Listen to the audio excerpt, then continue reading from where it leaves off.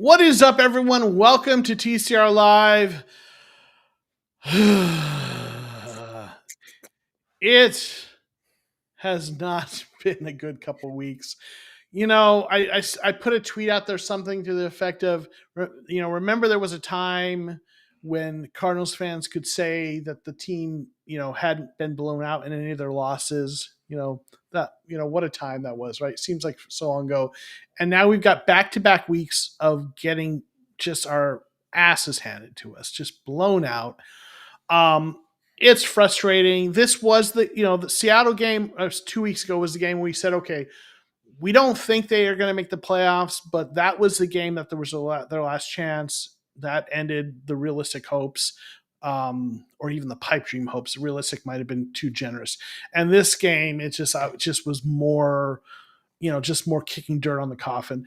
And Kyler and I have been talking about things, texting, and I think we came to an agreement on how we're going to approach CCR moving forward, because there's no sense in talking about this season in terms of how they're going to get things fixed and what does it mean. And it's this season is a lost season aside from preparing for next season.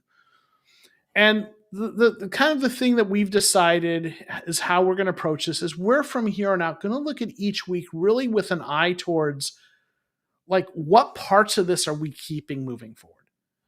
Who is going to be around in 2026? Who is part of the future plans that we see on the roster now, and who's not? So I just wanted to kind of set that up, that's going to be kind of a theme, I think, for the rest of the season during our live streams, is talking more about what we're seeing as it pertains to the future.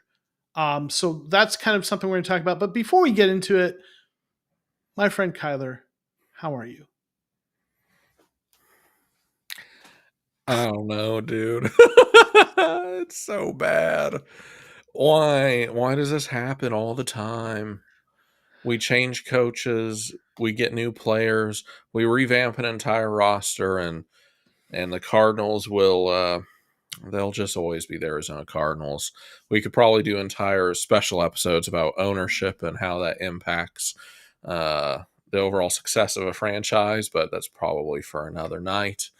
It's just tough to see a season that I truly, because I'm not going to go back and gaslight anyone. You saw my tweets, you heard my opinions before the season. I truly believed that this would be a good season, maybe not win the Super Bowl or anything, but like a good season with a much better roster and a coaching staff that I thought would figure out the magic juice in season 3, but instead we've gone from the hopefulness of the first 2 years of at least we got a little bit better in all of these categories. It makes sense that year 3 will continue that pattern and that step, and we took just a massive step backwards. So as a fan, I'm kind of past the point of it actually hurting me, frankly. Seattle was what completely destroyed my spirit. It's gone Mm, now. And there were just moments of analysis and almost laughter in the San Francisco game to see a mm. team that really should have done something this year be so incredibly disappointing. Um, that, I watch the games now so that I can talk about it and I can write my articles. I don't watch it for pleasure as a fan anymore. And it really sucks. It Yeah. sucks to be 10 weeks into the season and be done with getting any enjoyment out of the football. I agree with you. And I mean, I was on record a lot going into the season. This is year 3 of the rebuild. I liked what they were doing. The momentum was going in the right direction. Year 1 and 2 were textbook year 1 and 2 rebuild, right? Everything looked like it was on plan. And this needed to be the year where they are make the playoffs, even if it's just a wild card team. And the wheels fell off. So I went into the season expecting them to have a good season, because that's kind of what thought was going to happen, and it didn't. So this season is kind of a failure, right, in terms of what's expected. They did not do what they're supposed to do, right? So that's why we're going to talk about who's part of the plan moving forward and who isn't, right? Real quick though, let's say hey to some of the folks in the chat. We've got Robert Moore. Good evening, Jets. Let the finger pointing begin. We shall be pointing some fingers. Uh, there has to be a coaching change this offseason. Obviously, JG is safe from multiple sources. I mean, I don't think it's happening midseason. I think any changes are going to happen after season. Yo, we've got gaming with Sid Apple. Thank you for being here. What's going on, guys? What's going on is this team ripping our hearts out again. That's what's happening. So the way we're going to approach this is really a simple premise. And we're going to call this bring him back or send him packing.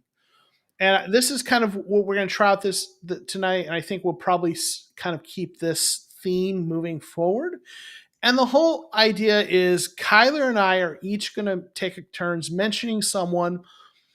It can be a player, it can be someone in the front office, it can be on the coaching staff, someone who's part of this mess, who either bring him back means we see this person as part of the future.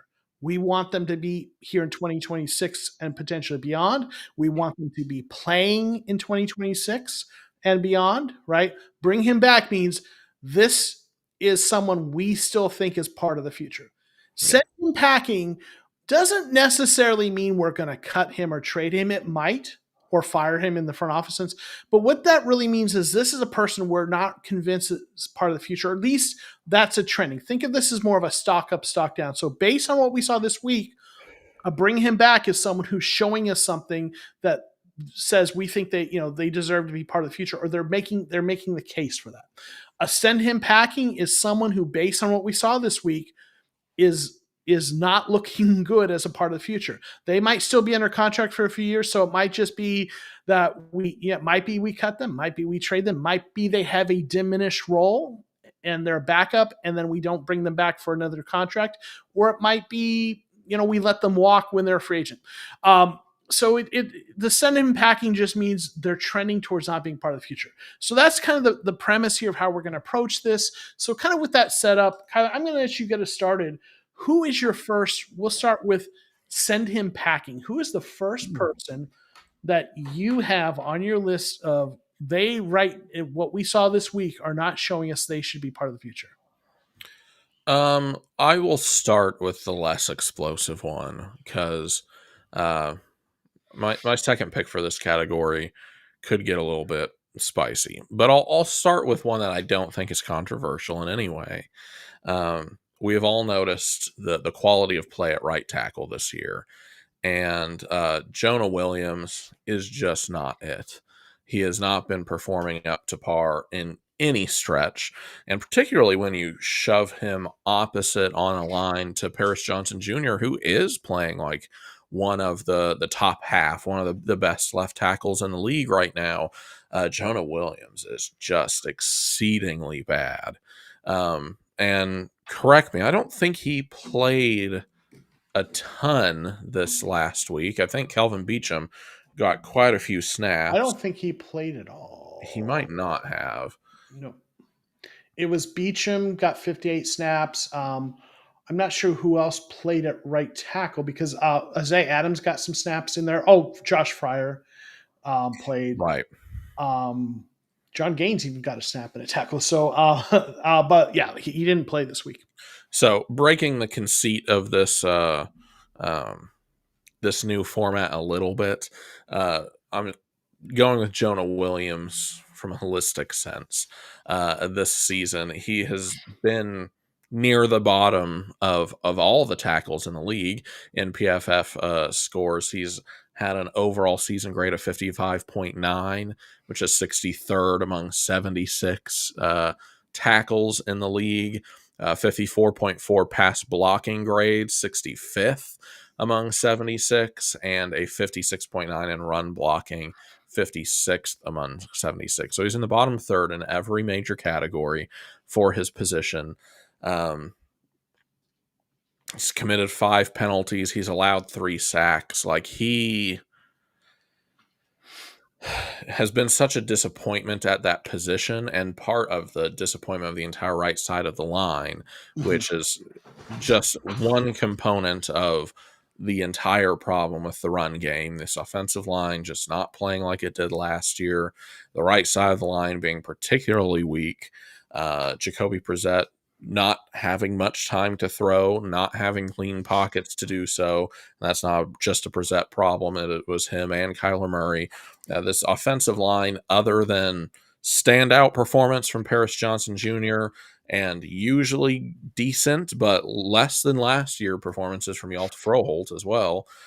This has just not been a good offensive line, and Jonah Williams stands out as one of the free agents from a couple years ago that got paid a pretty decent contract to come here for 2 years. And this is his last year on contract in Arizona. So he is a prime candidate to me to send him packing. He does not need to come back. He does not need to be traded. He just needs to be let walk and look for future better solutions at right tackle, because we don't have it in the building right now. It looks like Christian Mhm. Jones is hurt. Josh Fryer was an undrafted guy, maybe. Um, and Jonah Williams should be sent packing. Kelvin Beachum will retire. So it looks like going into 2026, right tackle is going to be one of those premium spots that the Cardinals have to find a way to fix in the 2026 offseason.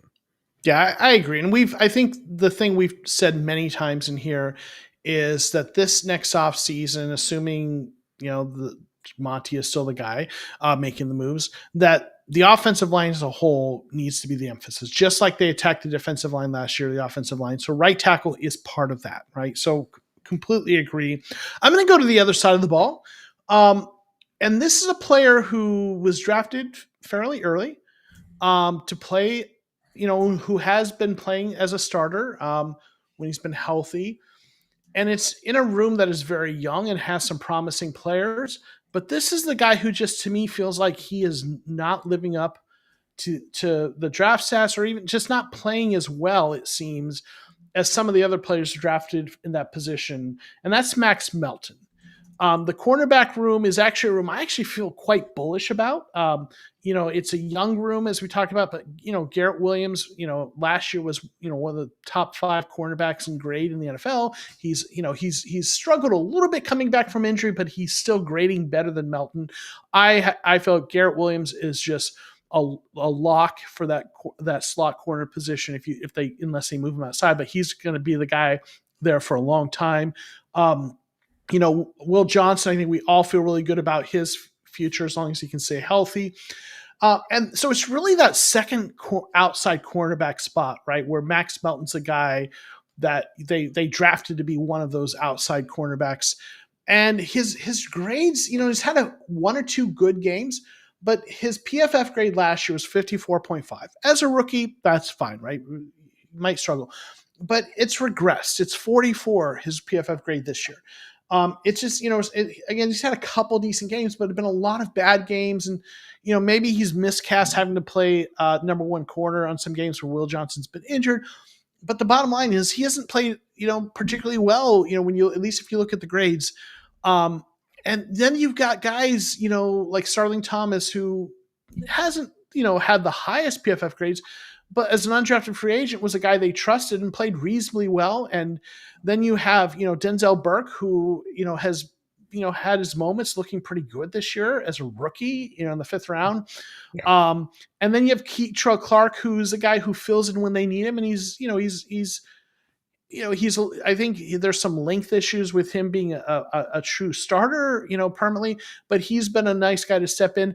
And I just feel like what the future of this cornerback room is going to look like is Will Johnson's quarterback 1, Garrett Williams as the slot corner, but like an elite slot corner. And that number 2 cornerback is going to be a little bit of whoever survives the Hunger Games amongst the rest of Starling Thomas, Denzel Burke, Keitrell Clark. Maybe they even at some point draft someone else. You even have Elijah Jones, who we haven't seen anything from, maybe develops into something, I don't know. But it's just increasingly feeling like Max Melton is not living up to that second round draft status. He's got the tools, but It just feels like other guys have performed better when they've been called upon. So for me, Max Melton, listen, I don't think they're going to cut him, but I just think he's a reduced role, and maybe when his rookie deal is up, they let him walk, or maybe even they cut him before that. So we'll see. But at least he didn't have a good game. This last game, graded 44.6, and it hasn't been great this year. So to me, I see him as someone who has less of a role in the future here. Yeah, sadly, I agree. He's had some flashes his rookie season and this year, uh, where you thought, "Oh, he finally did it. He finally turned the corner," Mm-hmm. and then not even sometimes the next game, sometimes the next play, the next drive, you'll see a different Max Melton. So, sort of a common theme amongst a lot of our players who I think there's talent on this team, but there's a lot of players who severely lack consistency. But Denzel Burke here is in the building, and he's got a good point. Denzel's just one of those guys too. Sometimes he makes crazy plays. He had back-to-back games with interceptions, Yeah. and then sometimes you make some boneheaded mistakes. But Denzel Burke, you're a rookie. We forgive you, man. It's okay. And that's an important point. Like, he's a rookie, right? And so he's gonna. But like, if you look at his grade for the season is 63.2 right now as a fifth round rookie, Yeah, 20 right? That points higher than Melton. Yeah, and also better than Melton was last year, which was actually a better grade for him. Like, he's this he had a stinker against Seattle, 36 point bad grade. But like, if you go through 51.8 for San Francisco, not great. But like, all of his other games, none of them were terrible. He had the great game against Dallas, 90.8. But 64, 57, 52, 79, 61, 90, and then a couple stinkers in these last two games where we haven't been good. But like, for a rookie, right, from a Yeah, fifth round pick, when they drafted him, I wasn't high on the pick, not because I didn't like the player, but because they had drafted so many damn cornerbacks coming up to that point. And I'm like, all right, I see you, Monty. Like, you're right. Like, he was like, when you see how well he's played as a fifth round pick, it's like, okay, I get it now. I get yeah. why you couldn't pass him up. So you've had your moments, and I'm not going to forget it, Denzel Burke. I'm not going to forget it. No, we got your back in here, bud. We We got you. got you. We got you. So let's go ahead and stick with the negative, and then we'll kind of move to the positive. So who is your second send him packing candidate?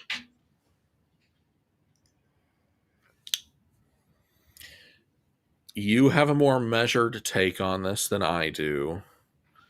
But Hmm. with all of my heart, I do not want to see Drew Petzing on the sideline next year. This is just sports, so I'm not going to use like super inflammatory, crazy language or anything. This is a Mm-hmm. business. I'm going to keep it professional. But no, I can't say that. I can't say that on the internet. Drew Petzing has done nothing that makes me believe he deserves a fourth year. In seasons 1 and 2, maybe he did just enough to justify, okay, let's see a third year. Let's see a third year with more talent and healthy players. And we have gotten a taste of that, and it's a rotten pie. It's no good. It's bad. Mm-hmm. He lost the only thing his offense can use to be efficient, which is a good running game. And without that, the entire house of cards collapses immediately. There is no there without an efficient running game. And maybe he gets another go because you can blame it on injuries. Yeah, we're down to third, maybe fourth string running back now because I think Amari DeMarcado is hurt. So yeah, that's tough to see your running back room get so just decimated by injuries. But this is this pretty much the same offensive line you had last year, and it stinks. Yeah. It is not good. This is the same group of people that somehow got worse. And the only explanation for that is the coaching is bad. And that the one key cog that was there in 2024 holding that together was our Lord and Savior Clayton Adams, who is now over in Dallas, having a really efficient running game, Mm, reviving the career of Javonte Williams mm, and reviving that Dallas offensive line, which was also garbage last year and is suddenly pretty dang good. Drew Petzing, without that, is nothing. He does mm, not bring anything particularly innovative or brilliant to the offensive game at all. So his entire scheme is a 1980s NFL offensive scheme that can only work with the exact right players and the exact right coaching staff, and we don't have it. He brings nothing new to the table. He is mm. not some like offensive innovator genius like Kyle Shanahan or Sean McVay or anyone who's building new offenses in the NFL. He is trying to revive an old system of play that only works under perfect circumstances, and that doesn't exist in Arizona right now. So he, to me, brings nothing that really any other offensive coordinator off the street could bring to the table. He doesn't elevate any particular position group. He is not even a guy that you say, yeah, he's not the best, but he really gets the best out of his quarterback. Because there are those guys in the league that can turn guys like Sam Darnold into an actual force. Minnesota guy, Kevin O'Connell, Mhm. quarterback whisperer. His scheme is not particularly innovative in any way. He just gets the best and elevates his players. Drew Petzing doesn't even do that. He doesn't have a unique scheme like Kyle Shanahan that can turn any player into a good player, and he doesn't elevate the good players we already have. I cannot see a valid reason to bring him back in 2026. I'm not going to add anything to that about Petzing. Well, guess what, homie? Petzing has thoughts. He's got thoughts. Remember, I set this up as it's kind of like trending. So I some of these are going to be a week to week, but guess what, homie? I don't think you bring anything to the podcast. Oh, Fair enough. he, Drew Petzing chose violence. Fair enough. Bruh. Bruh. Petzing, the Petzing slander, right? I have nothing to add to that because we've talked about Petzing a lot and you really kind of laid that all out there, right? And uh, but here's what I'm going to say.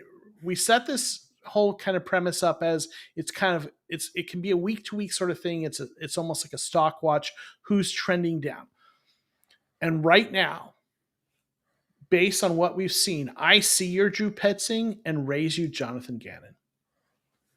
I think based on what we've seen last 2 weeks, Yeah. Gannon might need to borrow this money. I ain't got the money to loan you, my friend.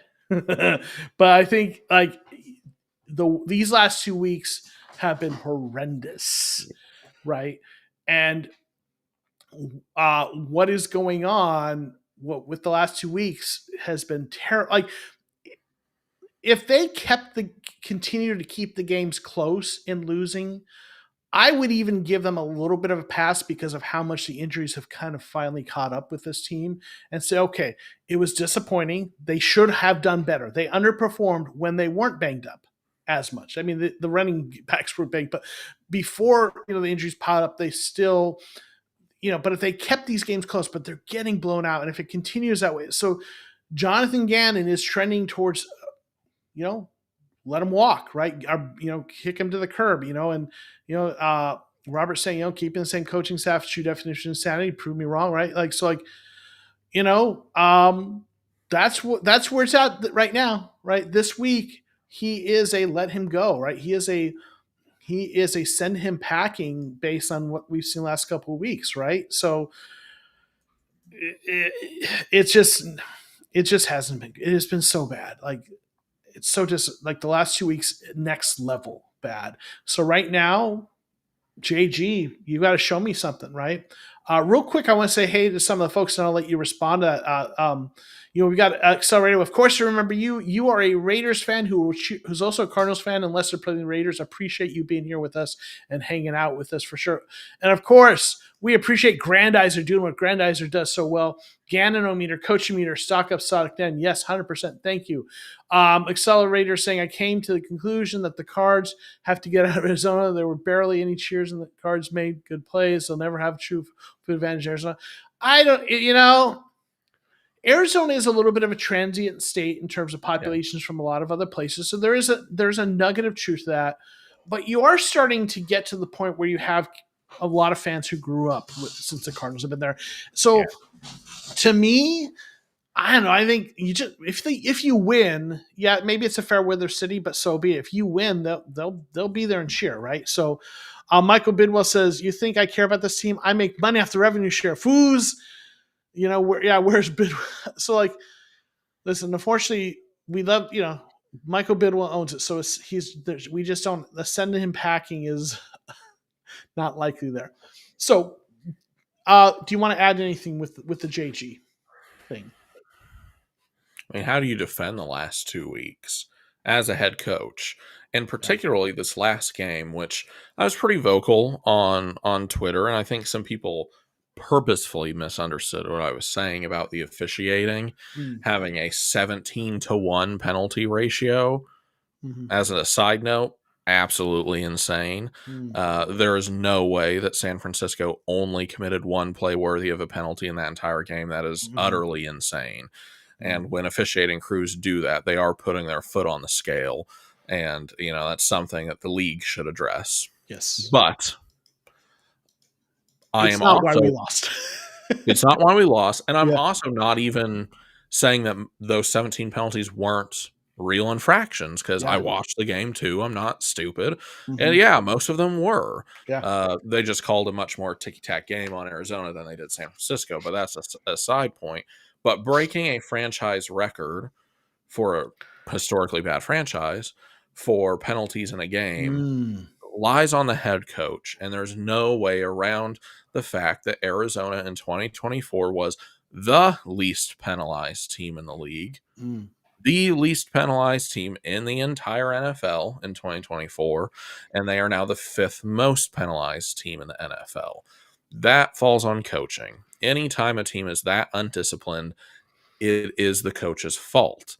Um, and beyond that, you had two division games back to back, which is eerily similar to the situation we had earlier in the season, where we also had two division games back to back in that stretch right after Carolina, right? Mm-hmm. And even back then, in week 3 and 4, you and I were on here talking about, these aren't must-win games, but they need to win one of two of these, like stay in the division fight. Now, you are absolutely fighting for your team's life in these past 2 weeks, Mm-hmm. starting in Seattle, coming out of the bye. Like, you got the win in Dallas, got some tiny hint of life, um, and then you had a chance with two back-to-back division games to possibly go to 2-2 in the division, and then you're back in it, baby. Mm. And it was just an absolute organizational failure on all levels. To be blown out by 20 points in both of those games, to be the most penalized game in franchise history, to now be one of the most penalized teams in the league. I don't think, and I did a grade report this week for Sports Illustrated where I changed my grading criteria from positional, and I did it based on pillars. And one of the pillars was execution, which was poor. The player execution was poor. The creativity was poor. The play calling was pretty bad in some stretches of that game. The resilience, I think, was okay. You can usually say that about Gannon teams. They don't seem to just give up on the game of football in the middle of the game. I've never really seen that out of a team coached by Gannon the same way that we saw in a few games during the Kingsbury era. Team just give up. Uh, but it's not enough. The team's not prepared. It's getting punched in the throat to begin both of those games with really, really fast scoring drives. San Francisco scored in 16 seconds, which I guess that falls on Jeff Rogers because that 98-yard untouched kick return was a pretty tough way to start the game. But this team can't come back from those early deficits, and that also falls on coaching. You have to prepare your team to be down and to play out of a slump, and they just can't. They're incapable of doing it. So I'm 100% on board with. I think Jonathan Gannon will get another year. I Mhm. really don't see him getting fired. I mean, Cliff Kingsbury got 4 years. Um, but I wish he wouldn't at this point. I am done with the Gannon Petzing and frankly over the past couple weeks Rawless experiment too. He Mhm. used to be my like save guy. The defense has not performed up to par the past couple Yeah. weeks either. And they Yeah. got the biggest injection of talent and they've done even less with it this year. So Yeah. I am cool with the entire regime going away at this point, other than the general manager.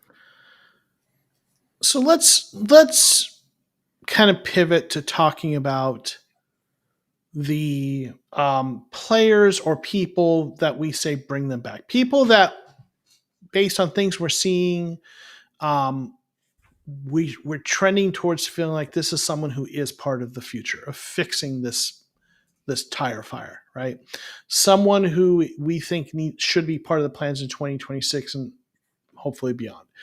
So, who is your first bring him back candidate? Really quick, easy. Don't think it even requires too much conversation. Josh Sweat. Hmm. He's the best free agent signing that we had this year.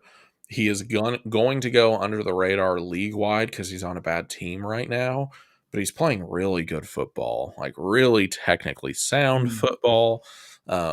He is not doing anything intensely flashy, but he's putting pressure on quarterbacks. He is doing his job really, really well.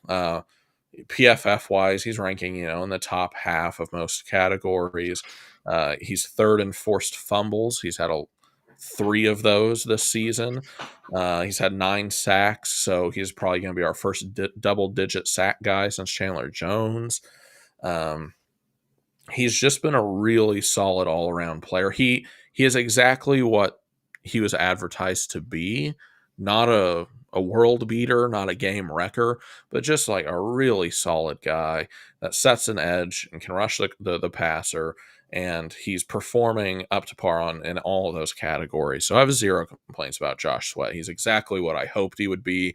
I think we got him on a great deal for a good pass rusher under 20 million a year. I think he's being paid a really good amount that doesn't harm the team in any way.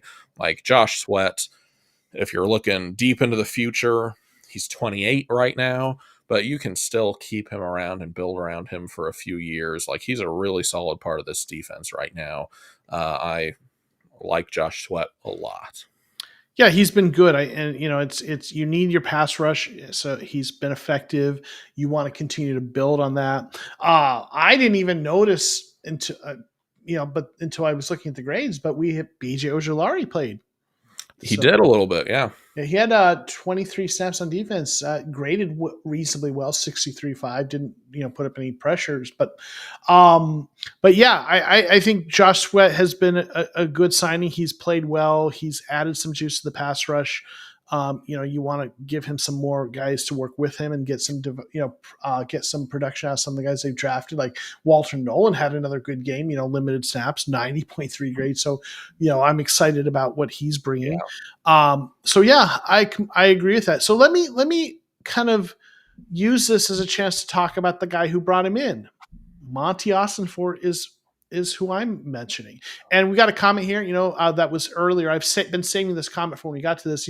Hey guys, what makes me a bit mad? There's now some people who want Monty fired out, like people like Mike Daisy. Now Mike's my buddy. I've done collaborations with him. He's a good dude, but I don't get it. He's a good GM. So like. And I mean, I agree that like I know people are down on Monty and they'll talk about he didn't do this, that, the other. And listen, has he made mistakes? Okay, yeah, he probably not probably he should have done more for the offensive line this offseason, Yeah. right? Yes, he's got a few draft picks that are probably misses. Like Darius Robinson is just not looking like a good pick right now, and I hate it because he seems like a high character player. Maybe something just changes there. I know some people are down on Marvin Harrison. Maybe he hasn't lived up to what we want, but I think he's going to be a good pro. There's some other misses, but every GM misses. Every GM. And I think he has hit better and more frequently than we've seen around here in a while. With guys like Garrett Williams, guys, like Will Johnson, guys like Paris Johnson Jr. Like, I think he has hit on a lot of picks, and I have said this over and over again, but there is a roster building philosophy and process that involves how you approach free agency, how you approach the draft. And in my view, Monty has hit those notes. I've said this before. Um, listen, has he made mistakes? Maybe, but I think he's actually had a really good process in setting things up. And I think there's been a lot of good things. And he's built depth on this roster, Mhm. right? Yes, they got to get the offensive line fixed, but especially look at cornerback, right? We talk about this. They've had so many injuries, and yes, this last 2 weeks hasn't been good, but when you're down a couple guys and a guy like Denzel Burks and Keitrell Clark, guys you drafted, are able to come in and play reasonably well when your top two cornerbacks are injured, right? That's a sign of some good depth. So I still am a believer in Monty because there's this whole mantra, process over results, which is the idea of that is if you have a good process, you'll get results, but you don't want to assess things based on short-term results. Sometimes those can be fluky, right? Based on short-term results, there were, listen, Steve Keim, in case people forgot, won a GM of the Year award. Short-term results, right? Long-term process, though, he was drafting middle linebackers in the first round back-to-back years, right? So um, so I am still in on Monty. Has he made some mistakes? Sure, but every GM has. But I think overall it's a good process. What say you, Mr. Kyler Bird? I'm completely on board with that. I don't think that the problem we're seeing right now is it's not even a problem with the roster. The talent seems fine. It's that the coaching staff is not getting anything out of this talent and the players are not executing properly. I think in a complete hypothetical where you took this exact roster and just gave them God, what's the he was a head coach for a while. He's a defensive coordinator now. Brian Steelers guy. Brian. Oh, yes, Dolphins fired him. yep, Anyway, you know what I'm yes, talking about. Make him the defensive coordinator. You get like Kyle Shanahan or Sean McVay running the offense. I think the Cardinals probably win 12 games with the talent they have if everyone's healthy. And the injury luck this year has been unfortunate. There's no way around that, but that's also not on a GM. The GM does a talent evaluation and manages the money, and then the injuries happen on the field. Brian Flores, thank you, Grandizer. yes. And Grandizer's a Dolphins fan, so he knows that name. Perfect. Yes, Brian Flores. But I mean, didn't work as head coach. Great defensive mind, though. Um, I think Monty's done a methodical approach to building this team that makes a lot of logical sense to me. The process, how come no one ever wants to trust me? I know what's best for you. I mean, yeah, there was panic in my heart with those cornerback injuries in week 2 against Carolina. And I don't think cornerbacks have been much of a problem this year. And that's part of the process that Monty Mhm. Austin Ford has had. He's been building depth all along the roster, and just taking a couple hits and a couple misses is just not a good way to evaluate a general manager, especially if you're just focusing on like first round hits. Yeah, a lot of those don't hit or they don't live up to expectation. And Darius Robinson, he's been hurt a lot. He hasn't lived up to expectation. Sure, in hindsight, that doesn't look great. Marvin Harrison Jr., not worried about. He's a fine football player. He'll be fine. And this year's Walter Nolan is looking like a great pick. Lots of uh, players from this most recent draft that are actually looking fantastic right now. So Monty is not a part of the organization I'm worried about. In fact, he might be the only person in a leadership authority position on this team that I'm not worried about. The whole coaching staff can go as far as I'm concerned, and I would dance in the street if the Bidwells sold the team tomorrow. So Monty is the only one that I'm not particularly concerned about because I see a logical path to what he's doing. So, who is your next bring him back candidate? My next one, to the conceit of this, is perfect for this most recent game that he had. Michael Wilson, man. Hmm. Part of the offseason conversation was, do we have wide receiver two? Should we go out and get a wide receiver? Should we draft another one?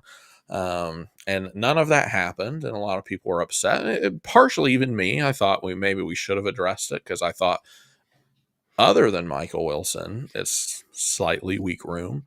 But Michael Wilson, he's had injury problems his entire career.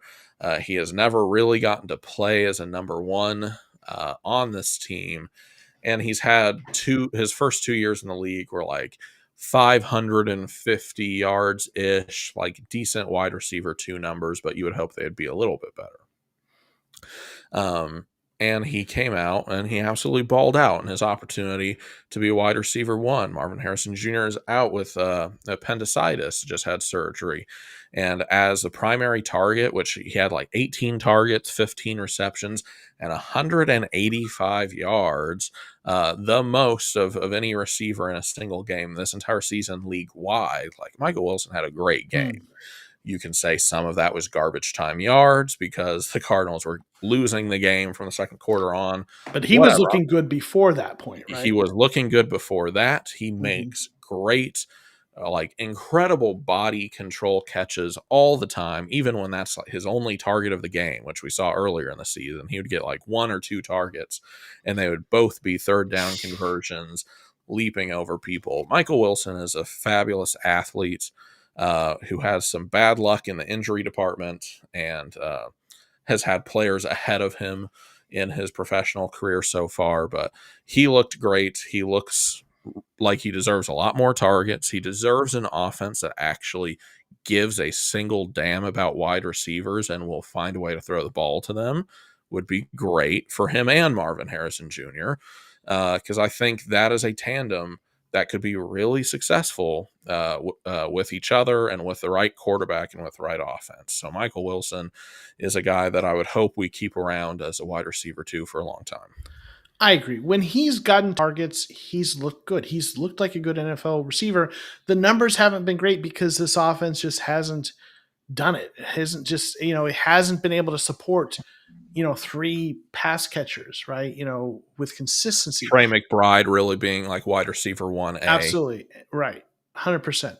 And then, obviously Marvin Harrison Jr.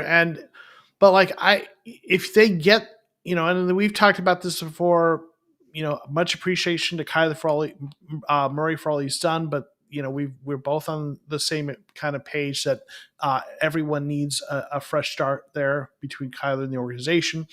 Bring in more of a conventional quarterback, bring in a better offensive line, and bring in a system that's more conducive. And Wilson, Marvin Harrison Jr., McBride, with the right quarterback and the right system, I'd feel really good about Yeah, that, agreed. right? That's a Because really Wilson, good offensive trio, and you got a healthy running back and a decent offensive line. You have all the makings of good offense there. to the eye test, Wilson just looks like a good receiver. He's smart, good routes, Yeah. makes good plays, just doesn't get enough targets consistently. But we've seen him make some plays, and this was a big game for him, right? Even if it was garbage time, 100%. So I'm gonna kind of go back to the other side of the ball, and this one I'm bringing to the table. This is a player I've talked about before as someone who I've predicted would not be with the Cardinals past this year. And it's not because I don't like the player, it's because of the contract. This is really, he's got a void year basically. This is the last real year of his contract. The position and the money you invest in that position typically, and the money that is invested in that position. But with just things I've seen, and just looking at this from a different perspective, Jalen Thompson is a guy I'm kind of trending towards bringing him back. I've never wanted him to go because I didn't like the player. In fact, I didn't really want him to go. It was just more situations they paid Buddha a lot of money and Jalen a lot of money, and they drafted Rabbit. And safety is not a position you just want to load up all that money in long term. Now, they could do that in part because they didn't have big paycheck guys at cornerback yet, right? And pass rusher. But you're getting to the point in the roster building process where you've paid McBride. You're going to be paying Paris Johnson Jr. before you know it. You're Yeah. going to pay, yeah, right, exactly, and you're going to pay other guys that you've been drafting, and you can't continue to carry big contracts at both safety positions when you're going to start paying some of those other positions, right? No, And especially when Garrett Williams is gonna yeah, come, right, Will right. Johnson is gonna Eventually, come, yeah, Walter Nolan will yeah, come eventually. yes. There's no way. So the way I had been looking at this in the past was, uh, as much as I really do like the player, I remember when they drafted him in the compensatory draft and how good he's been for them, since his rookie year. He's been so consistent for them. Jalen Thompson, I really like the player, and he seems like a good character player. It was really just a contract roster building thing where I looked at it and I thought, okay, Buddha's got a couple more years on that extension they gave him. They drafted Rabbit, and they're going to be paying those guys, and Jalen's contract's coming up, and I just think they're going to let him walk and then have Rabbit be the starter with Buddha, and then maybe draft someone else. I mean, they drafted Keaton Crawford and maybe continue to develop him. And I just felt like they were going to make a business decision, roster building decision to let him go.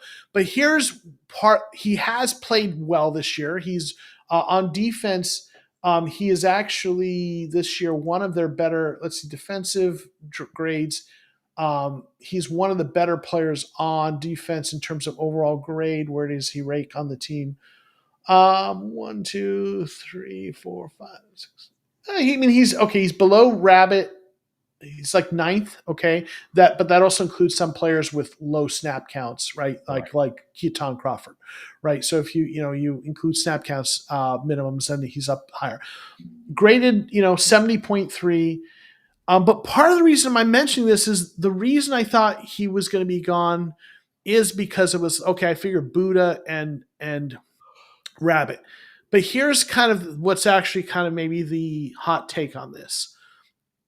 I love Buddha Baker as a player. He's to me one of a small handful of my favorite Cardinals of all time. Oh Right, yeah. Larry Fitzgerald, Buddha, they are on a short list, Yeah. and you love everything he has done for this organization, the way he's played. Hell, he was the player on the banner of the TCR channel for a long time for a reason, okay? Mhm. But he has had a down season, right? And I'm not saying let him go but he's grading 55.0. And, you wonder how much of that is scheme or anything like that, where they're using him this year versus other years. But he's about to turn 30 Right. in January. And this was when he wanted his contract extension, right? The hesitation, the pause that they had about giving him that wasn't because he wasn't a good player. We know what kind of player he is, but it was that this a long contract extension where it takes him into his 30s, and what's the drop off, right? And it's like, um, my fear is, okay, maybe, like what's going to happen next year, right? Um, you know, and Squirrel wants to know why we didn't draft him. He's better than Rabbit, right? And Granddad is asking, is he a generational talent? He's very good, right? Listen, he is one of my favorite Cardinals of all time, and always will be, right? But I am just starting to wonder if is he, is the play going to fall off, continue to fall off? Is it going to be a situation because he plays so physically and he is smaller for the position a little bit, I just wonder, is Buddha going to be a guy who isn't here much longer? I would love to be wrong about that. But is the future tandem actually Thompson and Rabbit and not Buddha and Rabbit? I say that with a heavy heart. Yeah, it makes you sad to think about. Yeah. But 30 for any of my Madden players out there, that's where they start to hit regression. That's where Madden starts to drop their ratings year by year is 30. And the reason they do that is at least partially based in the real world. You hit 30, and it is a pretty hard year to hit as a professional athlete, and some positions harder than others. Now, safety is kind of a position that can play a little bit longer. Sometimes you'll see cornerbacks, switch to safety in their waning years. But if you're talking about money, you're talking about looking into the future of if things go on this track, you're going to be giving Will Johnson a ton of money in a couple of years. If everything really works out, you're going to be giving Walter Nolan a lot of money in a few years. And Jalen Thompson at 27 and Dadrian Taylor Demerson at 24 right now represents the future better than a 30-year-old Budda Baker, who at the end of that run, when people are going to start needing to be paid that money, like these rookies this year and the rookies from last year, he's 32 coming at the end of his contract. Like, those are sort of the times that players past the age of 30 start getting moved by teams.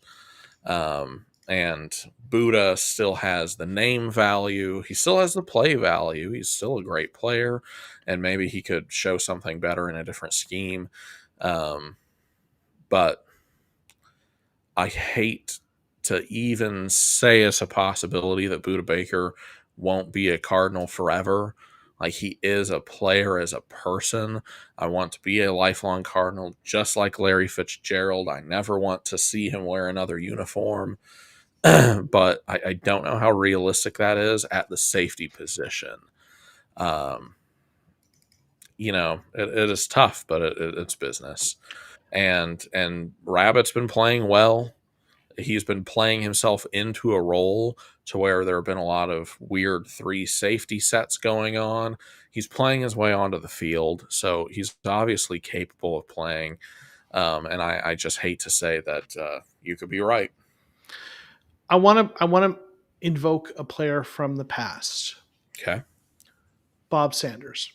Ooh, okay. Safety for the Colts. Right. Smaller safety who played with the same kind of passion and heart that Budda plays with. Right. A missile on the field. He was a little stockier but shorter than Budda, but played with the same kind of physicality, right? And Budda to me is similar type of player as Bob Sanders. Bob Sanders, his final season, he was 30. He had a lot of injury issues because of his style of play, right? And that final season was 2 games played for the Chargers. His final season with the Colts was 2010. His 29-year-old season, 1 game played. The year before that, 2. I get he had injuries, lots of injuries, but like his last, like he. Now I'm not. Again, Budda's had better health than Bob Sanders. Hasn't missed as many games. Bob Sanders was just really decimated by injuries his career, and so I know it's not exactly the same. But the point I'm making is a player, a little bit smaller safety who plays with the heart that Budda plays with, who just couldn't play past 30, really. Right. And so when you talk about, you've got guys like Harrison Smith, who's played forever at safety, no Oh, doubt. yeah. Right. Very But different player than Budda. and that's the Yeah, concern, very right? different player. I hope I'm wrong. And Yeah, there will be people commenting on the video telling me I'm wrong and or whatever, and that's fine. And I hope I am wrong because Buddha is absolutely one of my favorite Cardinals, and I would love for it to work, but I'm a little worried. yeah, I share that worry. He so far has not had too many injuries, nothing like crazy major. He's And not play having like through them. yeah, I mean, which makes you just love him so much. Like Mm-hmm. truly cannot say enough how much I love Mm-hmm. uh of Buda Baker. But yeah, even Adrian Wilson, he played till he was 33. And that's kind of the limit, and anything beyond that is like the truly extraordinary. Yeah. uh, Tom Brady almost single-handedly has skewed the conception of how long players can play in the NFL, but playing a very different, a very protected position. Buda Baker coming up on 30, he has max 3 to 4 years left. Mm-hmm. um, and you have players coming up behind him who are capable. Maybe you can get something out of Buda Baker too, since we're still clearly in a rebuild of some sort. Um, I I really hate to contemplate Buda Baker not being here, but yeah, from the business side of things, it unfortunately makes some sense. We were trying to add on on our end on the positive, the players who are part of the future, and then we're having maybe the saddest thing we could talk about, right? Like our one of our favorites maybe not be part of the future. So that's what the season's done to us. It's broken us, Kyler. As Yes. so true. Yeah. Oh, but you know what? He loves us too, homie. Hey, Buddha, we really do. Like, I will We're doing never this say a like an bad old word man. about Buddha Baker. Yeah. What's the new like? Is that what the kids do today? Like, I don't want to. Oh, there's. Oh, that's the new one. Oh my goodness, I haven't This seen is that the one. new Okay. one. Ooh, I like that. Okay. We love you too, homie. So yeah, Yeah, we do. We'll never say anything about Buddha. He is the soul of this team. 100%. Well, listen, we're we're about to hit an hour. We've got through what we wanted to get through. I want to thank everyone who's been in here in the chat for all your comments. Silverwolf, I saw you in there. Want to make sure to say hey to you. Really appreciate you. Appreciate everyone. Grandizer for all you do is the best mod in the business. Thank you all for hanging out with us. Kyler, people know where to find you, what you're working on, and then we'll get out of here. Yeah, you guys can always find me on Twitter. Still writing my weekly report cards for Sports Illustrated, so you can go check that out. The grades, if you couldn't guess it, tend to be pretty bad. Team GPA is pretty low this year, but you guys can always go check that out and interact with me on Twitter. I'm decently active there. It's been a little bit less this year because if you don't have anything nice to say, don't say anything at all. It's been a little bit hard this season, but appreciate all the interactions we always have with you guys. And I know it's been a low energy down season with everything going on. So those of you who are in here tonight, very much appreciate it. Listen, it's been a rough season, and listen, I've seen this for years that when the team's not doing well, people, we don't have the live streams have a smaller audience, and I get it. You don't you want to I don't want to think about them sometimes when it's going bad. So those of you who come hang out with us or watch after the fact, definitely appreciate you for continuing to hang out with us. So listen, we'll do this for the rest of the season. We'll keep talking about, and then maybe we'll then start talking about the draft at some point. Woo-hoo. Yeah. Brian, thanks for dropping in late here. We appreciate you, my friend. So really, I'm sure it was a great show. um, Thanks, Brian. Thanks, Brian. Thank you all. We're gonna get out of here. We'll see you next week. Peace, everyone.